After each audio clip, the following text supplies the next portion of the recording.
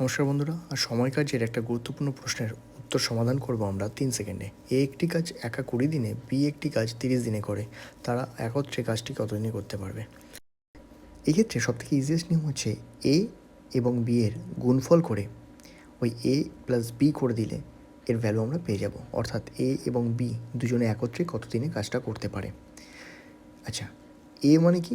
এর করা কাজ যে 20 দিন সময় নেয় সে 20 দিনটা, আর বি 30 দিন অর্থাৎ 30 লিখব, আর এ প্লাস বি অর্থাৎ 20 প্লাস 30।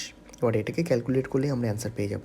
তাহলে 20 আর 30 যেমন আছে তেমন থাক, আর 20 প্লাস 30 হচ্ছে 50, 0 0 কাটবে, 5-এর সাথে 20 কাটলে 4 হয়, আর 3 4 12, এই 12 দিনই হবে অ্যান্সার। তো একই রকম একটা প্রশ্ন আপনারা নিজেরা সলভ করুন। এ একটি কাজ 15 দিনে এবং বি সেই কাজ একা 20 দিনে করে, উভয়ে সেই কাজ কত দিনে শেষ করতে পারবে? কমেন্ট বক্সে অবশ্যই কমেন্ট করবেন।